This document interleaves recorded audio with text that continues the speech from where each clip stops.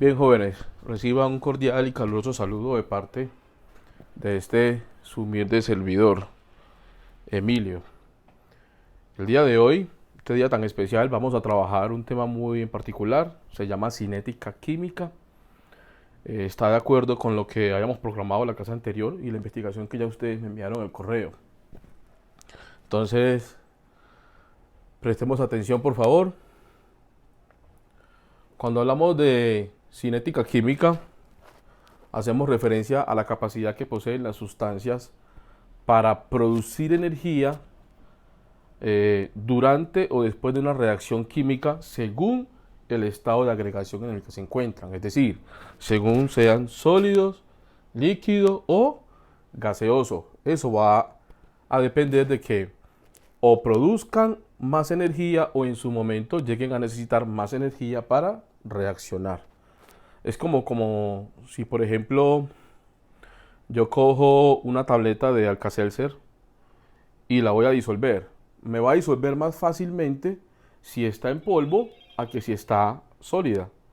¿Sí? Lo mismo una panela. Si yo voy a disolver una panela en agua, ¿cuándo se disuelve más rápidamente? Se disuelve más rápidamente si cojo la panela y la parto en pedacitos y la echo en agua, a que si cojo el trozo de panela y la echo en agua.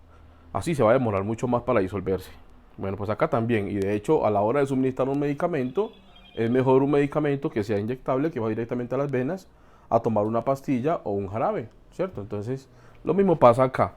Solo que acá, les repito, depende del estado de agregación en el que se encuentre la sustancia. Recordemos, los estados de agregación básicamente son tres, ¿cierto? Tres principales, que son sólido, líquido y gaseoso. En cuanto al estado sólido, hay algo que lo caracteriza y es que sus partículas presentan fuerte fuerza de atracción molecular, lo cual permite que al nivel interno no haya casi energía cinética. Entonces está un poco restringido por eso. Ejemplos de sólidos, tenemos un cubo de hielo, el hueso, o en efecto el diamante, que es el sólido más fuerte que existe, ¿cierto? Tenemos el estado líquido. Las sustancias en estado líquido presentan fuerza de atracción más débiles que los sólidos, ¿cierto? Lo que les hace tener un poquito más energía cinética, pero igual es un poco reducida con respecto a otro estado de la materia que no presenta fuerza de atracción, sino de repulsión, que son los gases. Entonces, aquí tenemos algunos ejemplos de líquidos: el agua, el chocolate, aceites, la orina, en fin, una gran cantidad de sustancias se encontramos en estado líquido. Y como les decía, por último tenemos el estado gaseoso, ¿cierto? El estado gaseoso se caracteriza porque sus partículas no tienen fuerza de atracción, sino de repulsión. Eso hace que más bien en vez de atraerse, tiendan a expandirse, ¿cierto? En el aire encontramos una múltiple cantidad de gases, el oxígeno, el dióxido de carbono.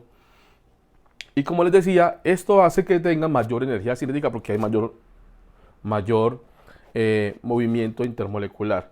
Eso permite que las sustancias en estado gaseoso puedan reaccionar más fácilmente, se puedan aprovechar mucho más. Por ejemplo, si yo cojo tres combustibles, un sólido, que puede ser el carbón, un líquido como la gasolina y un gas como el propano, y a los tres al mismo tiempo le doy un punto de ignición, el que más rápidamente va a reaccionar es el gas. Y posiblemente sea el que más violentamente también reaccione. Asimismo va a ser el que más se va a consumir. ¿Por qué? Porque su molécula, como les decía, posee alta energía cinética. Entonces, es algo característico de los gases, por eso nos vamos a dedicar específicamente a estudiar lo que son los gases. ¿Qué pasa? Que esa capacidad de energía cinética hace que los gases de una u otra manera presenten características específicas e incluso hasta comportamientos asociados a la física.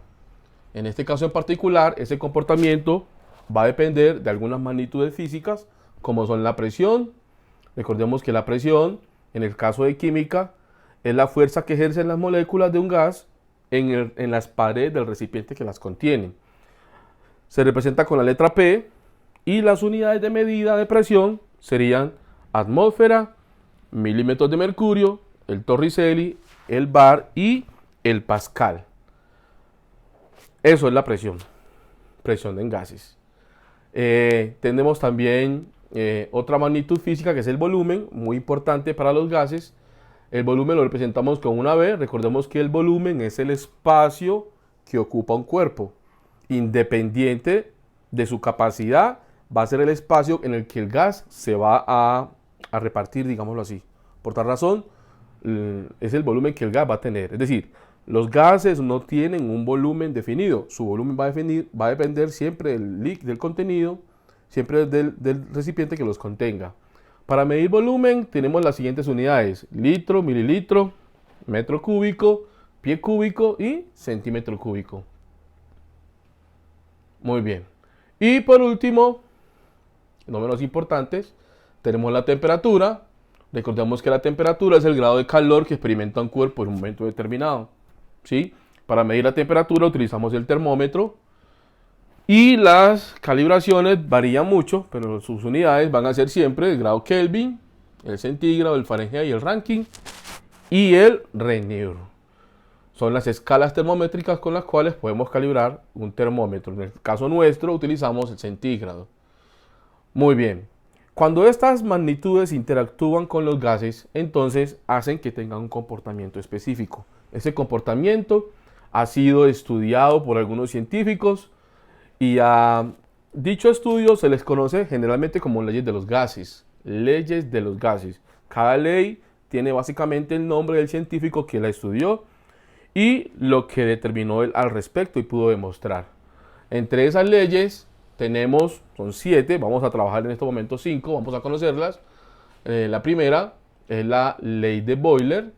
Este señor afirma que a temperatura constante el volumen de un gas es inversamente proporcional a la presión que en él se ejerce. ¿Qué quiere decir eso? Que si en un recipiente yo tengo un gas y el volumen del gas aumenta, su presión va a disminuir, dado que son inversamente proporcionales. Y si lo que aumenta es la presión, lo que disminuye en este caso es el volumen. Matemáticamente, la ley se expresa así: volumen 1 por presión 1 es igual a volumen 2 por presión 2. Esa es su fórmula general. Y en la gráfica podemos ver cómo es decreciente, ¿cierto? O sea que es inversamente proporcional la relación. La segunda es la ley de Charles. Este señor, Charles, afirma que a presión constante el volumen ocupado por un gas es directamente proporcional a la temperatura. O sea que aquí ya tenemos la temperatura y la presión es la constante. O sea que la constante no va a cambiar. Si el volumen aumenta, directamente proporcional, la temperatura va a aumentar también. La temperatura ya la debemos expresar en este caso en grados Kelvin, que es la escala absoluta. Listo. Matemáticamente entonces se expresa así: volumen 1 sobre temperatura 1 es igual a volumen 2 sobre temperatura 2. Esa sería la fórmula general para la ley de Charles. Y gráficamente miren cómo cambia. Esto nos está diciendo que ya la ley es directamente proporcional. Al mirar el comportamiento del gráfico, al aumentar la variable de volumen, aumenta también la variable de temperatura. Bien. La tercera ley se llama ley de Gay-Lussac. En este caso, la constante vendría a ser el volumen. Y nos dice que la presión del gas es directamente proporcional a la temperatura, siempre y cuando obviamente el volumen sea constante. Quiere decir que al aumentar la presión, aumenta también la temperatura. Matemáticamente, la ley se expresa así: presión 1 sobre temperatura 1 es igual a presión 2 sobre temperatura 2. Y observen que como también es directamente proporcional, la gráfica es muy parecida a la anterior, solo que en este caso cambiamos volumen por presión, pero sigue siendo creciente, directamente proporcional. Bien, producto de estas tres leyes se creó una cuarta ley, que es la ley general de los gases o ley combinada.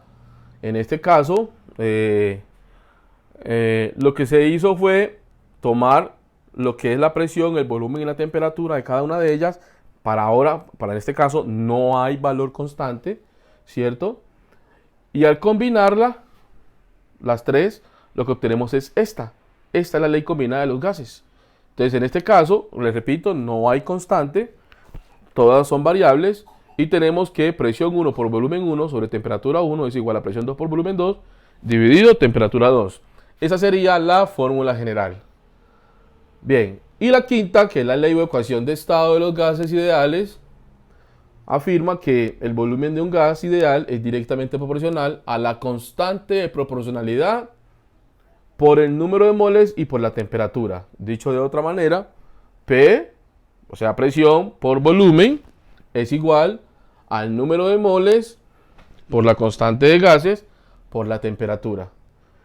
Entonces, en este caso, las variables vendrían a ser presión, volumen, número de moles, que ya sabemos cómo calcular. Tenemos la constante universal de los gases ideales y la temperatura.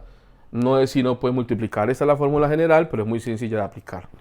Entonces, por el momento vamos a trabajar eso, chicos. Los gases, recordemos,